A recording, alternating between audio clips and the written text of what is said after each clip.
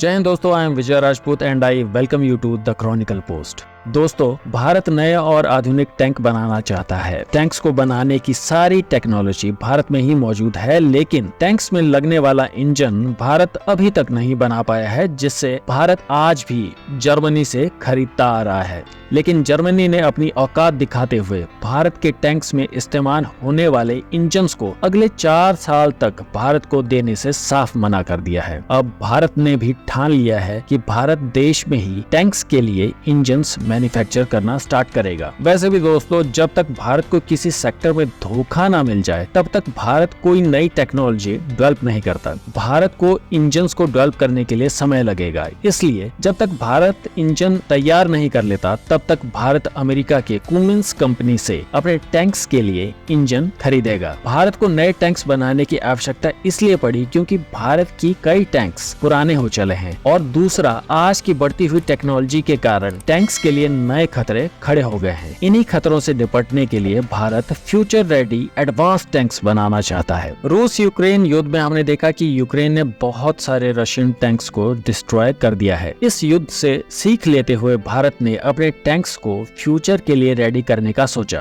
भारत 2030 तक अपने T-70 Russian made tanks को रिटायर करके अर्जुन मार्क 1A और जोरावर लाइट टैंक से रिप्लेस करेगा। ऐसा नहीं है कि T-70 टैंक्स में कोई कमी है, ये पुराने हो चले हैं, इसलिए भारत इन्हें रिटायर करने वाला है, क्योंकि हर एक चीज की एक उम्र होती है, एक एक्सपायरी डेट होती है। बाकी रही बात यूक्रेन युद्ध में रूस के टैंक्स के डिस्ट्रक्शन की, तो इस पर एक्सपर्ट्स का कहना है कि उन टैंक्स में कोई कमी नहीं है। खराब टैक्टिक्स के कारण यह हाल हुआ है, क्योंकि इन टैंक्स के पास कोई प्रॉपर लॉजिस्टिक सपोर्ट नहीं था, सफिशिएंट बैकअप नहीं था, और कोई प्रॉपर एरियल सपोर्ट भी इन टैंक्स को नहीं मिला, जिसके कारण यूक्रेन युद्ध में रूस के टैंक्स का भारी डिस्ट्रक्शन हुआ है। रूस यूक्रेन युद्ध से सीख लेते हुए भारत फ्यूचर के टैंक्स को बनाने जा रहा है, जिसमें बहुत ही एडवांस और लीथल टेक्नोलॉजी यूज की जाएगी, जिसमें टैंक्स की सर्वाइवेबिलिटी को एनहांस किया जाएगा और इसमें एरियल थ्रेट से निपटने की क्षमता होगी। फिर चाहे ड्रोन हो या मिसाइल्स, यह फ्यूचर टैंक्स सभी प्रकार के हमलों से खुद को बचाने के लिए सक्षम होंगे। चीन मिसाइल से इन पर हमला करे या ड्रोन से, पर इस टैंक को नुकसान पहुंचाना आसान नहीं होगा, क्योंकि इसके पास ऑटोमेटिक टारगेट ट्रैकर होगा। एक बटन दबाते ही टारगेट ऑटोमेटिकली लॉक हो जाएगा। इसमें थर्मल कैमरास इंस्टॉल्ड होंगे, जिसकी वजह से रात के अंधेरे में भी सब कुछ साफ दिखेगा। इसमें इतने एडवांस सिस्टम लगे होने के कारण इन टैंक्स को हरा पाना आसान नहीं होगा। इन टैंक्स को 3 फेजेस में बनाया जाएगा, जिसमें टोटल 1770 यूनिट्स बनाई जाएंगी। दोस्तों, आप क्या सोचते हैं भारत के एडवांस टैंक प्रोजेक्ट के बारे में? जो धोखा जर्मनी ने भारत को दिया है, उसके ऊपर आपकी क्या राय है? अपने विचार हमें कमेंट्स में बताइए। यह वीडियो अच्छी लगी तो इसे लाइक और शेयर कीजिए, और इसी तरह का कंटेंट देखने के लिए सब्सक्राइब कीजिए द क्रॉनिकल पोस्ट चैनल को। जय हिंद।